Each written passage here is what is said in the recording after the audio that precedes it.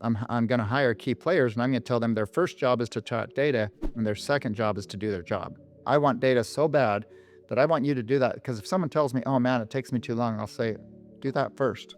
35% of all labor activity is spent on non-revenue producing activities. So you want to make more money?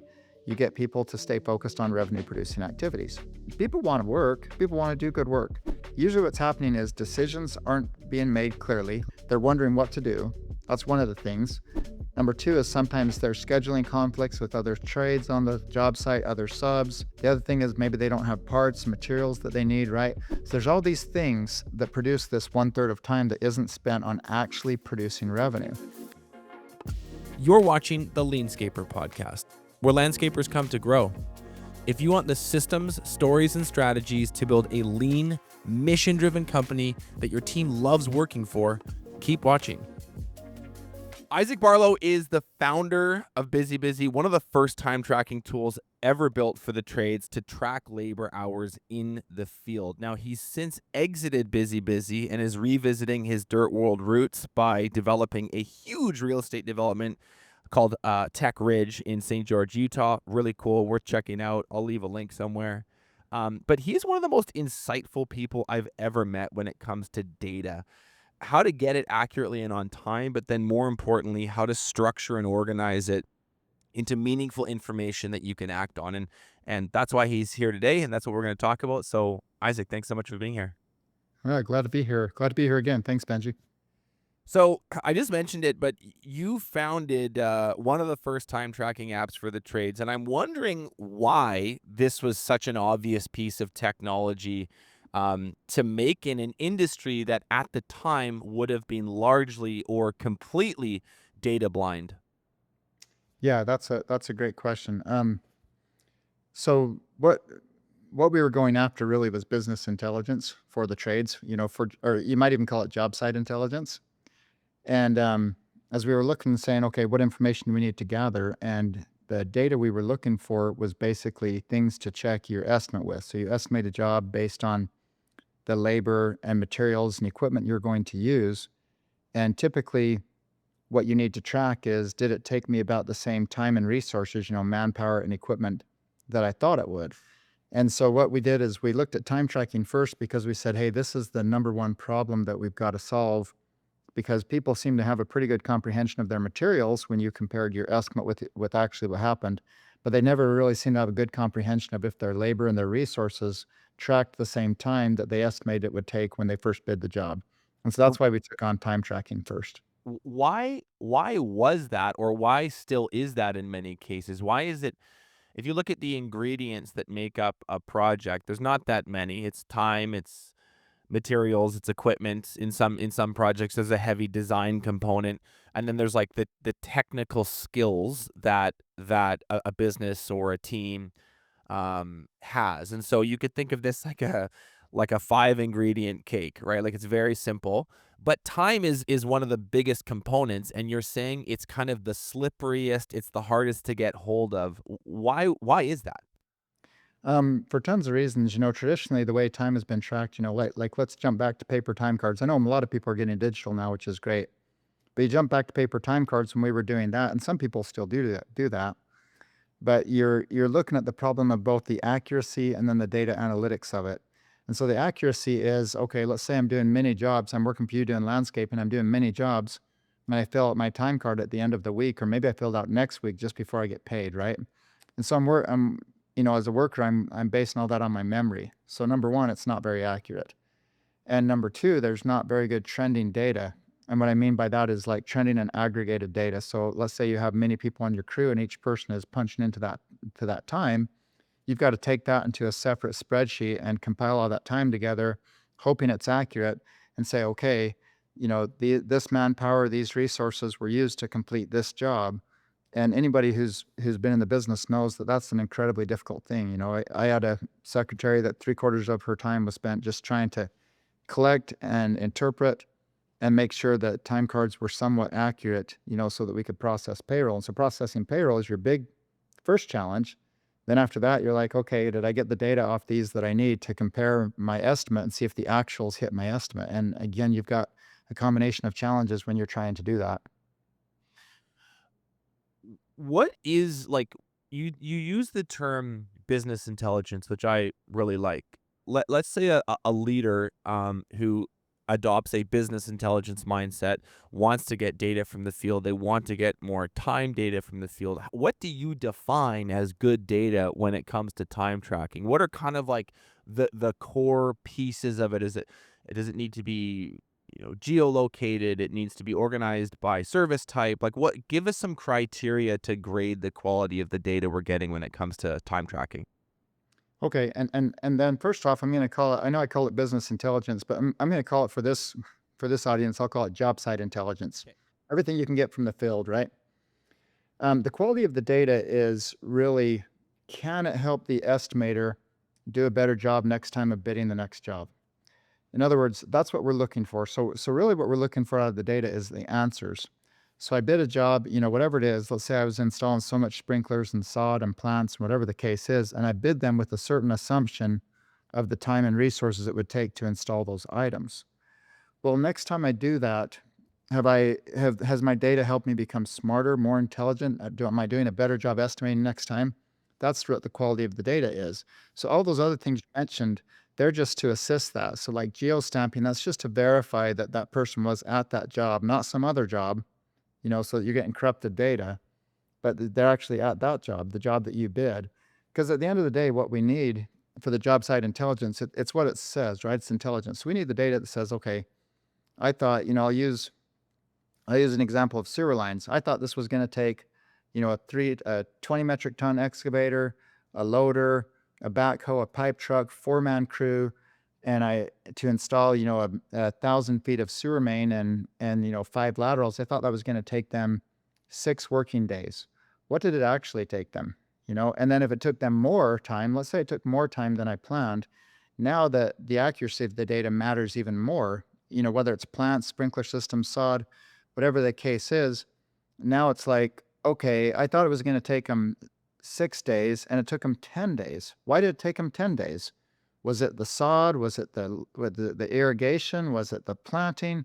What was it, right? And so that's when the accuracy of the data and the quality of the data matters. So I'm going to say you define the quality of the data by if it is actually bringing you back that intelligence that helps you make a better decision next time. Because now you bid your next job. Okay, we didn't quite make it the way we thought it would last time. Do I know the proper adjustments to make, or am I still just checking the wind and throwing out wild ass guesses? And that's really what it gets down to: is are we throwing out wild ass guesses, or are we getting good data to help us understand where we need to adjust our bids? And in essence, what are we losing money on? What are we making money on? How can we fix those items? You can always try to just bid more money, but that doesn't always work because you're in a competitive market. You're saying that can it help my estimator bid more accurately next time is a really useful heuristic. It's a really useful guide to help test whether or not the data we're getting is good in the first place. If the answer is yes, it is indeed helping our estimator price things more accurately and helping us be more profitable. We are by definition getting good data. And if it isn't, we are collecting bad data or corrupted data or something that just isn't what we need. That's right. Um, Now, landscaping is an incredibly human-driven business. Yes, there's equipment and there's a bunch of stuff happening on site that is, gas powered or electric as well. But these are and will continue to be for a while yet largely human-driven businesses, and that means that the work happens in this place called physical reality. And I say that to draw a distinction. Physical reality versus digital reality. And let's just use the metaphor of like a landscaper, a landscape technician working on a job site with his crew and his foreman and the customers somewhere in the background inspecting their work versus like a desk worker, someone who works in an office and they're on various software tools and phone Yep. calls and Slack and whatever. So two different environments. Um, the job site, I think, for a lot of landscapers feels like a data black hole. things happen there. I know stuff is going on because I can see the project when it's finished and these guys are sweaty and exhausted. And so there's definitely things happening, but it is a data black hole versus the office worker. You know, you can see everything. Their logins are tracked, the time on the phone is tracked. Like, it's a much easier place to get the data. And I just wonder if you can, for the listener who's maybe felt this pain but doesn't understand it, hasn't thought about it to the level of depth that you have, that idea of a data black hole. What is so hard about physical reality and these job sites to get meaningful data from in the first place? It's a great question. And one of the strengths of BusyBusy was we understood that. And so our focus was all about getting data from the field. That's why we call it job site intelligence, getting data from the field. So we don't, so we think about the field first and the office second. And this is a hard thing for some That's landscapers. So important. That's important. yeah, Say more about that. Field first, uh, office second. I love that it, framing. so I'll even give a chide to everybody. Okay. When we were selling to customers, what we would find out is a lot of times the office worker would say, "Oh, this isn't convenient for me, so I don't know if I want your product."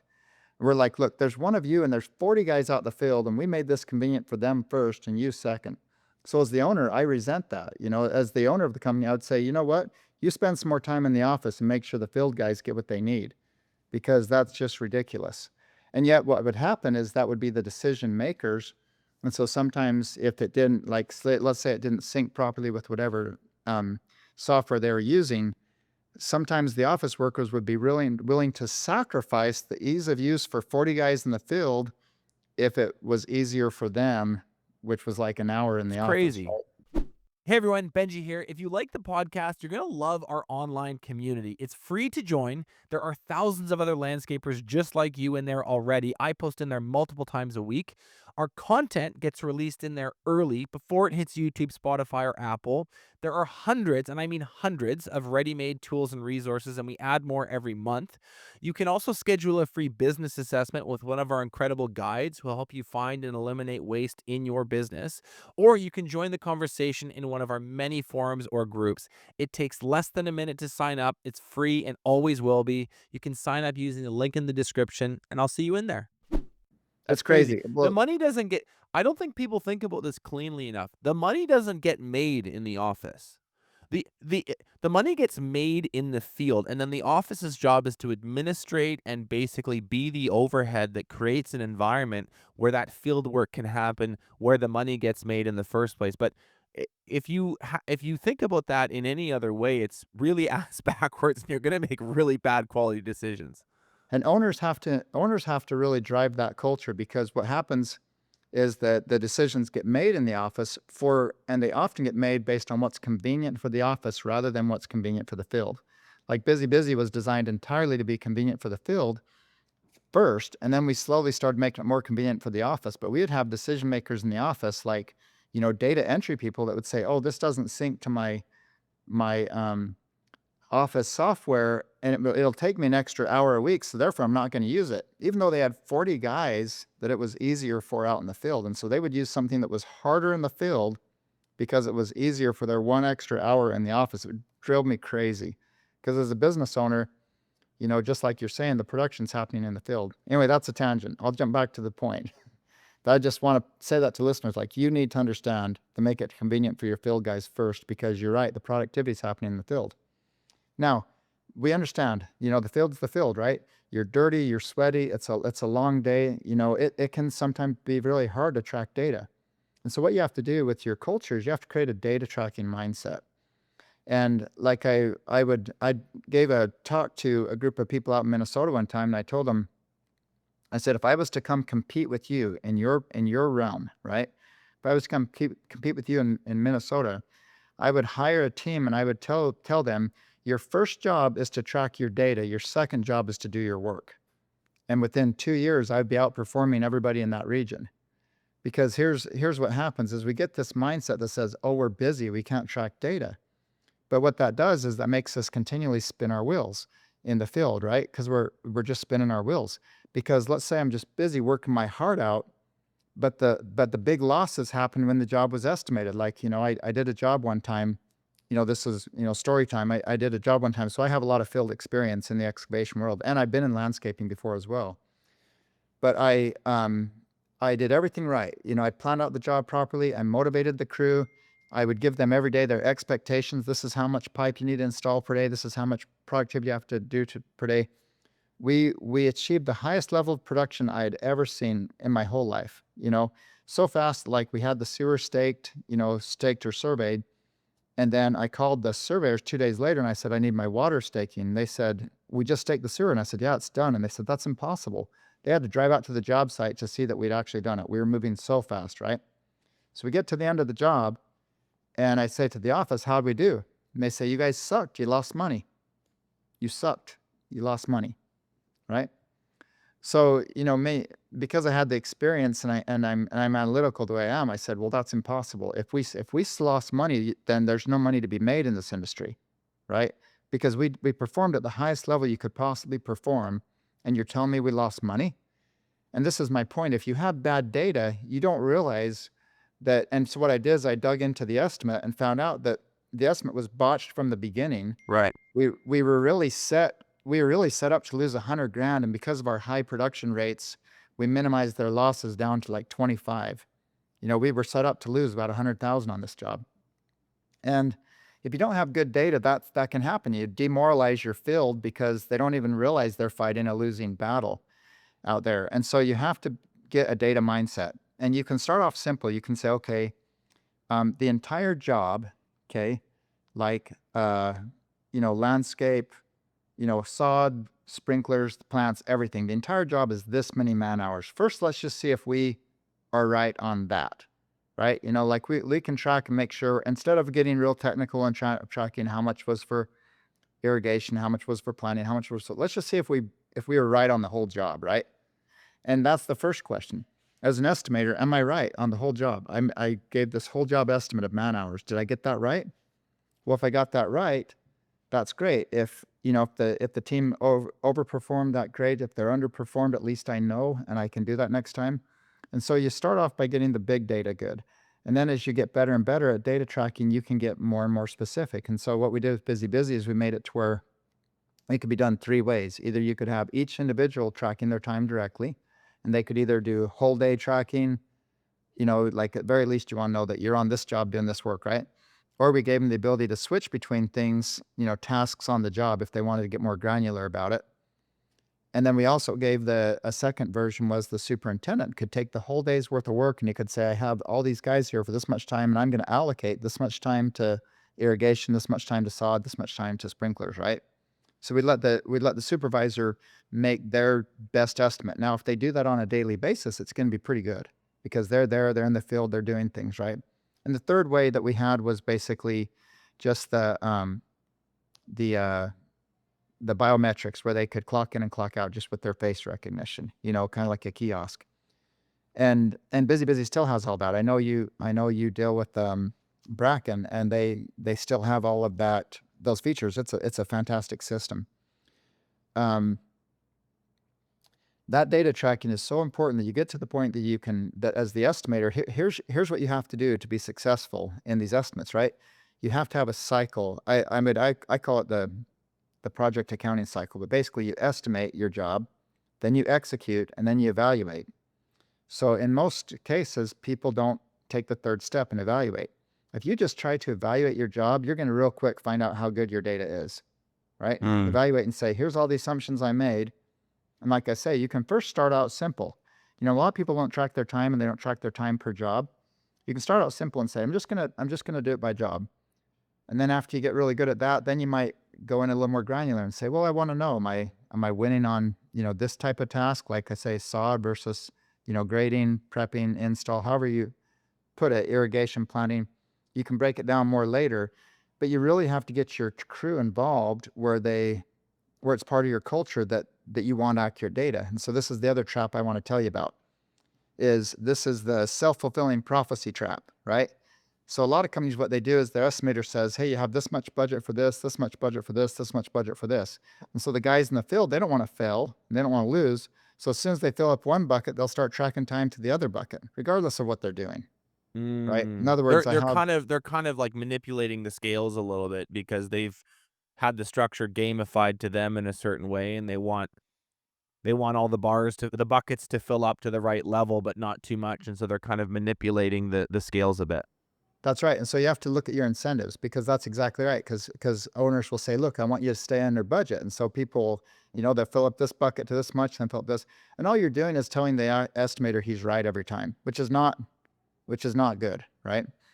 So what you have to do is you have to learn to be a data first company that where your incentives and your motivation is saying, hey, we want to be more intelligent all the time. We want to get better at what we're doing.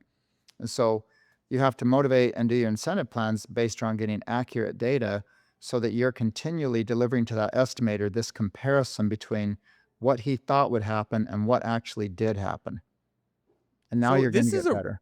this is a really interesting point that you've just stumbled across. So we're talking about like we need to install a data tracking mindset into the fabric of the culture that is the business. One of the things that happens when you do that, and you would you can say data first and it sounds great in a podcast, but you would only know this if you've actually tried to implement a system like that, like this, which I have, which is you get to a point where the people on your team are incentivized to show you a certain picture of reality. And so they do that. A really good metaphor would be is if anyone's ever done any weight loss and they've worked with a trainer and the trainer gets them on an app where they're tracking their macros, and you blow your budget on a cheeseburger, you will intuitively try and kind of tip the scales later in the day to make the wheels on your Apple Watch or the macro tracker on your That- iPhone look the way your trainer wants it to look. And That's the right. same thing happens with your guys in the field. You've allocated a certain amount of time for this, a certain amount of time for that. If they blow the budget on one, they will try to manipulate it another way. So the question is to end this tangent is it's actually not obvious to me how you solve that. How do you actually make it so that there's a precedence and a value put on intellectual honesty where it's like, no, the truth matters more than what the estimate said it ought to be. What actually happened matters more to us, and tracking that matters more to us than having this look the way the estimate says it needs to. What if is do you put bonuses on data collection? Do you talk about this in meetings more? What's the way that you become a data first culture? You do both. So you do. So, wise people say people don't do what you tell them to do. They do what you pay them to do. Right. And so you do put bonuses on accuracy. You say, this is the kind of accurate data we're looking for. The better you get, we're going to add some incentive bonuses, right? Whatever the case is on your accuracy. This is what I want to see. That's why I say I said if I was to start a company to compete against you, I would say I'm going to hire key players and I'm going to tell them their first job is to track data and their second job is to do their job. So I want data so bad that I want you to do that because if someone tells me, oh man, it takes me too long, I'll say, do that first. Do that first. Okay. And then you start installing a culture of in your conversations, you start installing a culture of, hey, we want job site intelligence. And you give stories like the one I gave that say, look, we don't want bad data where we think you guys did a terrible job when you've done a great job. We want good data. We want accuracy. We want to make it to where the estimator understands what really happened so he can do better estimates in the future. And then you start to incentivize based on productivity and accomplishment, right? So, this is a little bit diverging, but it'll be valuable for you. And that is 35%, 30 to 35% of all labor activity is, nationwide, right? Is spent on non-revenue producing activities. So you want to make more money? You get people to stay focused on revenue producing activities. And so as you're tracking your data is telling you what's happening on the job site, how much work is getting installed in a day and what time is it taking to do that? And that's the data we want to know, right? And then as you learn those things, you start to discover more and more things about how you can make adjustments. So for example, I just said, big statement. 1/3 of your time is spent on non-revenue producing activities. Well, why is that? What's happening? People want to work. People want to do good work. Usually what's happening is decisions aren't being made clearly. Like in other words, they're wondering what to do. Okay. That's one of the things. Number two is sometimes there's scheduling conflicts with other trades on the job site, other subs. The other thing is maybe they don't have parts, materials that they need, right? So there's all these things that produce this one third of time that isn't spent on actually producing revenue. And so as you say to the company, look, we're going to track data accurately. We want to know what's going on every day. And then as we identify these challenges that we're hitting, then we're going to put more resources towards doing those challenges. Like the job I mentioned when I said I was the highest productivity I've ever seen, right? What I did, this was more just intuitively at the time, um, the the boss of the job, which was me, would usually run the nicest machine and I would dig and the crew would work, right? And I just one day just analyzed and I thought, no, that's not what I should do. I should have the second best guy run the machine. And I'm going to go and make sure that everything is laid out in front of this crew, every decision's made, every um, resource and part and everything is lined up for them so that all they do is produce, right? So I switched my job to all I do is make sure that the rest of the crew produces at a high rate. And You that you shifted the whole culture of the company. you call that, and I've been meaning to give you this compliment because I stole this from you the last time I talked to you. I use this all the time. I just thought the way you said it really clicked for me. You said, "Confused people waste a lot of time." And we at LeanScaper are a lean company. We want landscapers to run leaner businesses based on lean principles. A huge part of that is waste elimination. And a huge amount of the waste is people's time because they're confused about what to do next.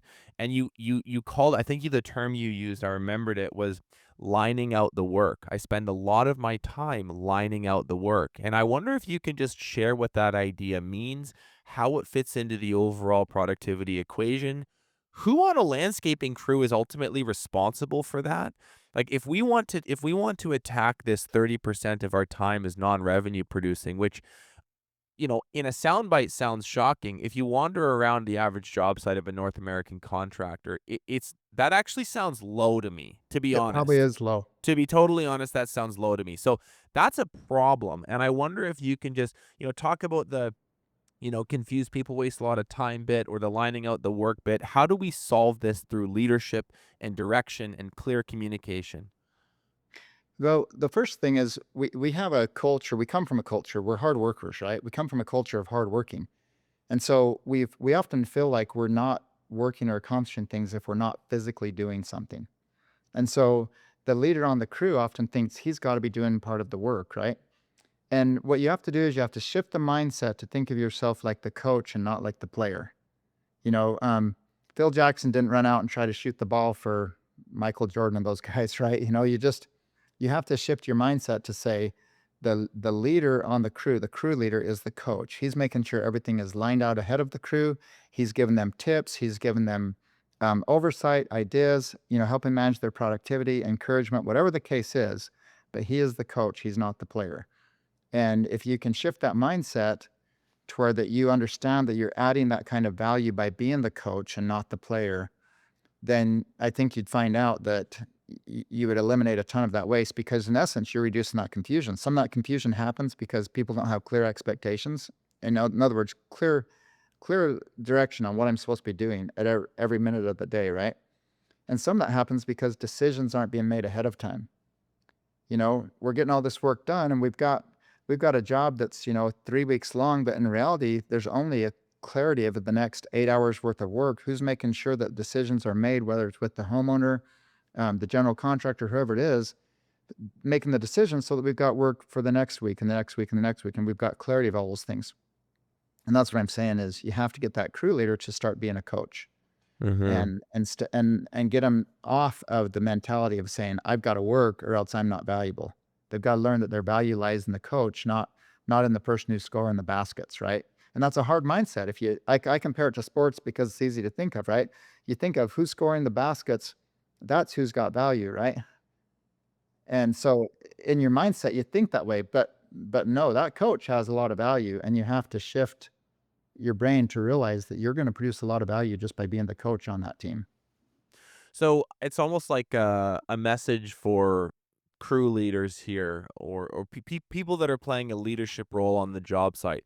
When in doubt, spend time lining out the work for people. Spend time going upstream, making sure decisions are done, equipment's ready, designs are finished. Like if there's any, Yeah, it's like your job is to sort of like pave the way for everyone else to do their work. And the time that you spend doing their work is actually a form of waste in and of itself, because that's costing you the time spent on the upstream stuff, which we've just said you need to do more. That's right. And you Yeah. can even do coaching where you're training, you're walking around, you're watching how people are doing your work. If you're the greatest professional there, you're the one that's telling them, okay, that needs to be a little different. This needs to be a little better. Whatever the case is, you're the Yeah. coach. So I'm shifting gears a bit here, but just going back to this question of data. There's in my mind, I see this as, let's just make this up so it's memorable. We'll call it the data spectrum. On one end of the spectrum is data blindness. I have zero visibility into what is going on inside my business. This is obviously a very bad place to be. I don't need to explain why. Most people know. On the other hand, though, is a situation that I've found myself in, which is like too much data. And you actually have so many signals and so many gauges and dials and things that you're looking at. I've worked with people before who get a little bit too nerded out on a spreadsheet, and then they'll bring this new, whatever, let's make it up, a sales tracker to their team on a Monday. Look at this thing that I made. It shows us if we're ahead or we're behind, but we've also baked in a trend 3 months forward and then a 6 month trend, and if this, then that. And you're like, honestly, all I need to know is how much I need to sell this week and whether or not I'm doing that. No, it's a, So it's a great point. it's not, you can overcook this too. And I wonder if you have any rules of thumb, mental shortcuts that you've learned over the year to help us know whether or not we're in the data sweet spot or not. Yeah, it's a great question, and we call it a signal to noise ratio, right? Just like Yes. you said, sometimes there's too much signal that it becomes noise. And so what I like to look is to go back to the purpose of data. What's actionable? What's helping the estimator get better, right? And that's to me that's kind of the grounding point of data is what data am I collecting that allows me to make actionable decisions? If you are answering that question to yourself and the answer is it's not helping me make better decisions, you're overdoing it then. Your signal to noise ratio is off. There's too much noise, not enough signal. Yes. Yeah. That's what I would think. Okay. That's a good rule. Um One of the things I think people push back on when hearing this conversation for the first time, or being told that, hey, you really need to get data, you should start time tracking, just to use this example because that's what we're talking about, is they'll go, I've had this conversation with people before. They'll say basically some version of, yeah, I get all that, but that's not really going to work with my culture. I don't want to feel like Big Brother. I don't want people to feel like it's there's too much surveillance happening, and there is a genuine fear or concern over that effect. There's this chilling effect that it's going to have over the culture of the team. And one of the things that I've heard you speak about before really eloquently that I wonder if you can unpack for us here is this notion that this actually makes your culture better. Transparency actually makes people closer, and it actually increases trust, not reduces trust. And I think that would surprise a lot of people hearing that just for the first time. So why are you so bullish on that concept? Well, I'll start with a sports example again. Imagine if you have a bunch of basketball teams and one of them doesn't track any stats, right? And let's say you're a really good player. Are you going to play for the team that doesn't track stats? You're Absolutely not. not. You're not going to play for them. And so what you have to do, that the reason that it can come across as Big Brother and as a penalizing culture is because when people start tracking time, they immediately the natural human reaction is to say, "Oh my gosh, you've been clocking in for 8 hours and you've only been getting 7 hours and 45 minutes. You've been stealing from me, right?" And so they create this culture of I'm checking on you, I'm penalizing you. And what they have to do is shift, and this comes from the leadership. This comes from the top down. You have to shift to a culture of saying, "Look, guys, we're going to get transparency here. We're going to get data. We're going to get a mindset of a competitive nature that we want to be the best in the business. And to do that, we've got to track this data." And what that'll do is that'll start making you attract more of your top talent, because top talent, your A players, they don't want to work for a company that doesn't have good systems. Why? Like, Can you just I know that seems yeah, obvious, but I wonder if you can give your perspective on that. Why does an A player look for a business where there's a scoreboard?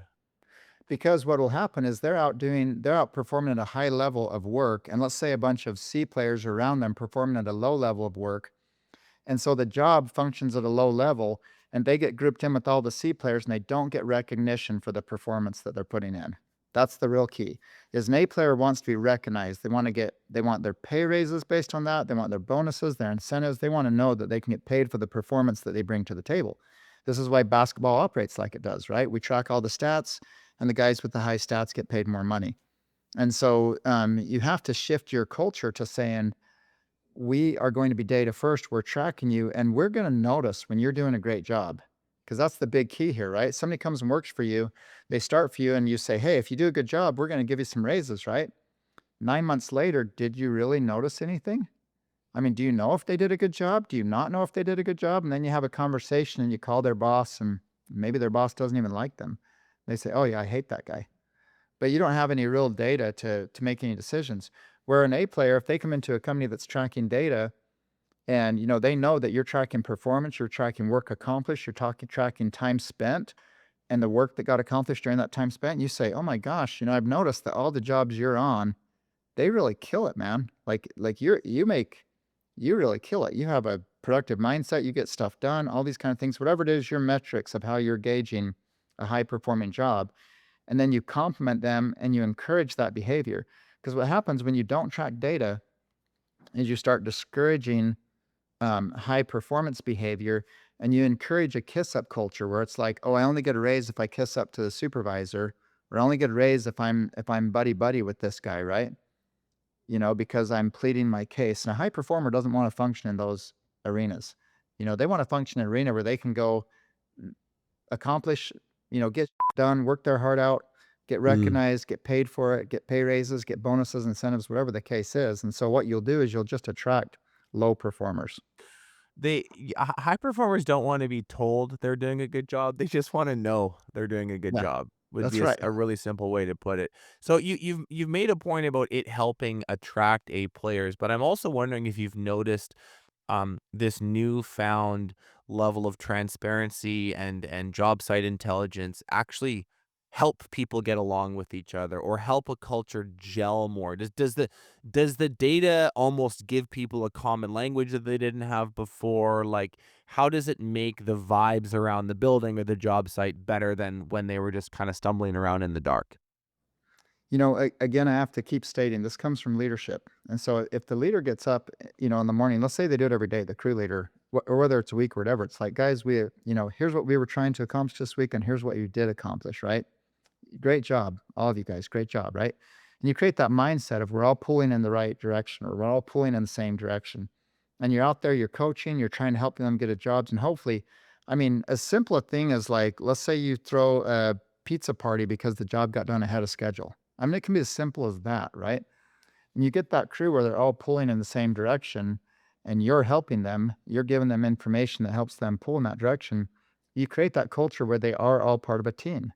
Again, think of, I love the use sports example because they're part of a team. They all want to win. And you've got to get that mentality where they all want to win. And you start tracking data and you start coaching people, you're going to turn B players into A players. And the way I think of is like, if you can turn C players into B players and B players into A players, that's what you want. If people don't want to progress, if they don't want to move up, if they don't want to get better, I don't want them as part of my business. I think that a lot of those people actually self-exit from businesses that are super data focused because they see very quickly that their playbook doesn't work here. And so, to be honest, you're actually saving yourself a whole bunch of downstream headaches by doing this because a culture like that, a team like that self-regulates.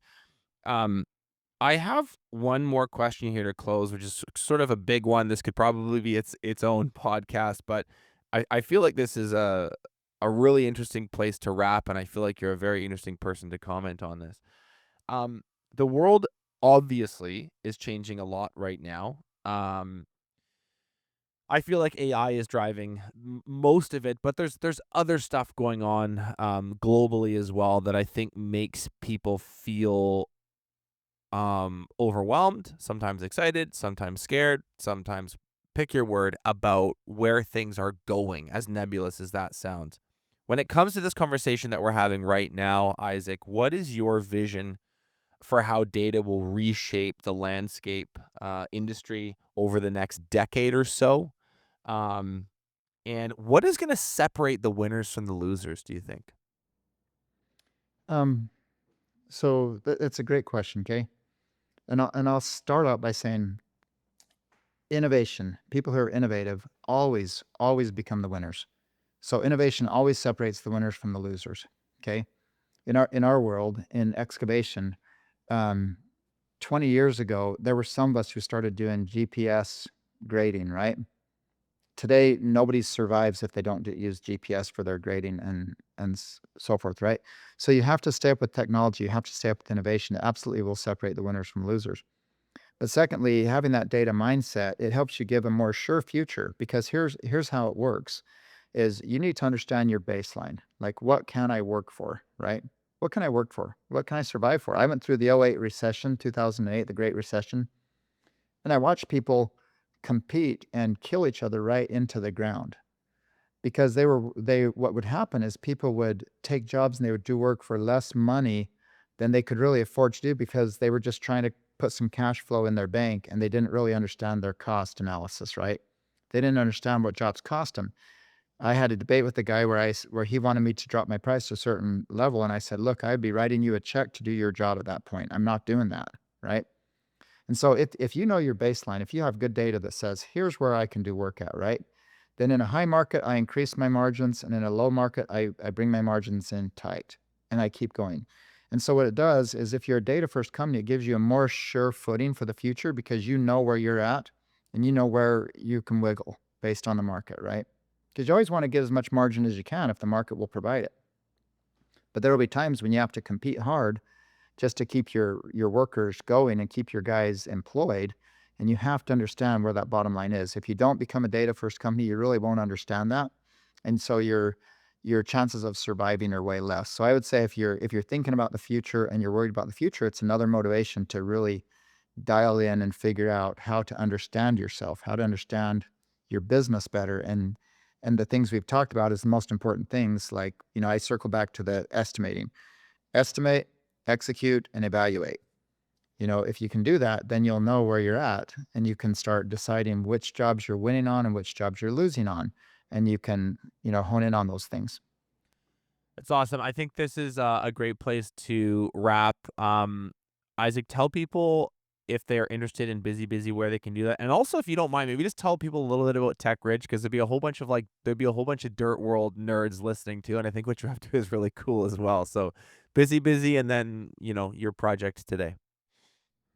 So BusyBusy, they can go to the website busybusy.com, busy.com, and they can sign up through the website. They can go to the app store, whether it's Google Play or iPhone App Store, and they can download the BusyBusy application, and then someone from BusyBusy sales team will reach out and get a hold of them, right? Cool. Also, you know, Bracken Anderson is a great resource. I don't know if you have a way to give her contact information that can help people, get a hold of BusyBusy. And I will tell you, we sold the company a little over a year and a half ago, and it's still the best product on the market that I'm aware of. It does fantastic, and so I would highly recommend it. Tech Ridge, is a fun development. It's a development focused on developing a technology center. And so the thing that's fun about Tech Ridge, it's basically a $2 billion development. We're building out a mixed use facility on an old airport. So we demolished the old airport and we're building out this mixed use facility. It's on this rise up, this mesa in the center of the St. George metropolitan area. And it's a lot of fun because basically we're focused on an experiential development, meaning we develop based on how do we make this a world-class experience for people that are going to live there, work there, play there, visit, whatever the case is. And so it's a really fun development because we make decisions different than anyone else.